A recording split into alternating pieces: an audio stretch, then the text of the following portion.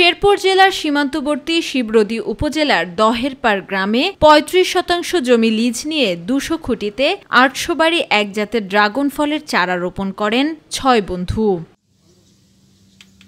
এক বছর পরেই বাগান জুড়ে দেখা দিয়েছে ফুল আর রঙিন ফল। ৩ লক্ষাধিক টাকা ব্যয়ে তৈরি বাগানে প্রথম বছরেই বিক্রি হয় ১.৫ লাখ টাকার ড্রাগন ফল।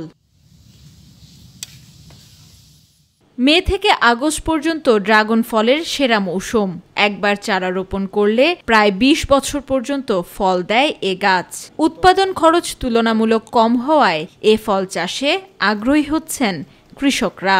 এই উদ্যোগ নিয়ে আমরা উদ্বুদ্ধ করতেছি আশেপাশের যুবক ছেলেদেরকে যে ঘরে বসে না থেকে বা অন্যান্য মোবাইল সময় ব্যয় না করে আমরা যদি একটা বাড়ির আশেপাশে অথবা ছাদে আমরা ছোট পরিসরে হলেও এই বাগানটা আমরা করার জন্য তাদেরকে আহ্বান জানাচ্ছি। আমি পরবর্তী এটা করার জন্য উদ্যোক্তা হিসেবে করতেছি। চারা টারা আমি নিজেও ফেলাইতেছি।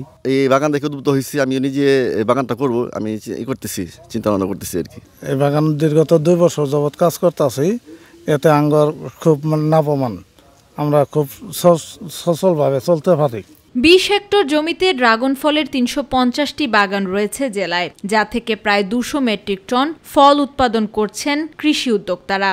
বর্তমানে এ ফল সকলের ক্রয় ক্ষমতার মধ্যে রয়েছে জানিয়েছে কৃষি বিভাগ। আমরা কৃষি বিভাগ সবসময় এই ধরনের উদ্যোগকে উৎসাহিত করি। আমাদের শ্রীবর্দী উপজেলা কৃষি অফিস তাদের সাথে যোগাযোগ রাখছে, প্রয়োজনীয় পরামর্শ দিচ্ছে। আমরা আশা করি এই ধরনের উদ্যোগ আরও বিস্তৃত হবে এবং আমাদের বাংলাদেশ ফলে ফসলে যেরকম সমৃদ্ধ, সেখানে আমাদের এই শেরপুর জেলা অবদান রাখবে। আমেনা হীরা, মাই টিভি নিউজ।